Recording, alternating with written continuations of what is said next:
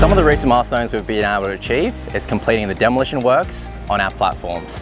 That incorporated demolishing the timber bridge, our buildings and our old slabs, allowing us to then build up and in turn allow us to land the first half of the overpass bridge.